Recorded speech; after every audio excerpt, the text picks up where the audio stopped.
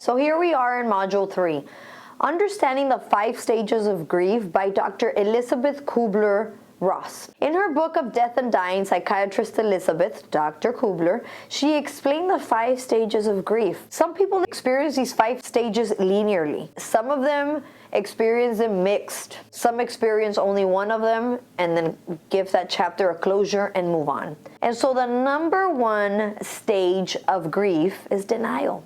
And when you are grieving and you're in denial, that's when you're not accepting what happened. You don't understand why you're not accepting. You don't want to accept it. You don't want to see the truth. You just want to stay living in the past. And so you want to kind of freeze life and just say, I want to live and I want to remember from that point back. And so if you've been in situations or you have seen people that are going through a grieving process, they get stuck in denial. And denial is extremely hard because denial doesn't bring closure.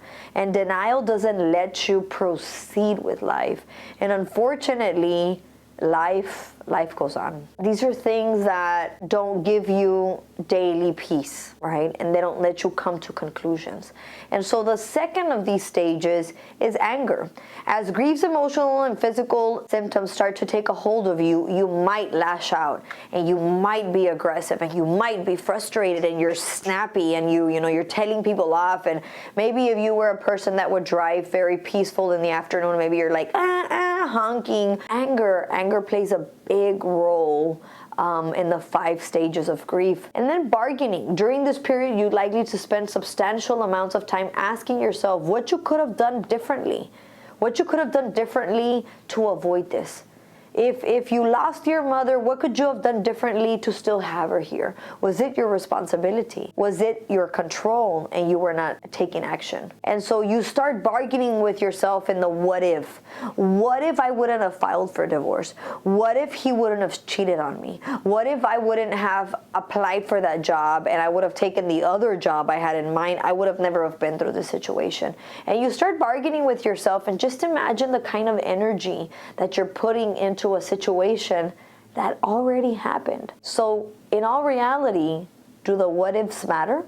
They don't matter. At this point, it's a little too late. The 4th stage, according to Dr. Kubler, is depression. And depression, at this point, all sadness the loss has caused comes from rushing in without any filters. You become acutely aware of the permanence of the situation.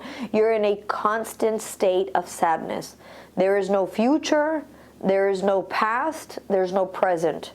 You are just depressed. And number 5 is acceptance. And I think that acceptance is one of the most important stages of grief. The acceptance is your experience of grief might never come to a complete close, as you'll always miss that person that you lost. However, you're still in the acceptance phase, which you understand that this is part of the journey, that you understand that this was out of your control, that you understand that this has nothing to do with you, that you understand that you love and you respect this person, but it was their time to part ways. Whether it was your spouse and you had to get a marital divorce, whether it was your loved one that passed away, whether you are being told to have a terminal illness. And it's just the acceptance of being in peace that we come from an energy bigger and higher than us.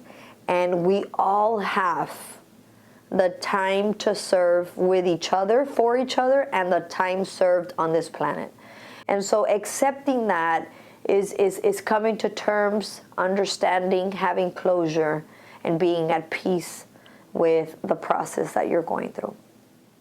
I'll see you in the next module.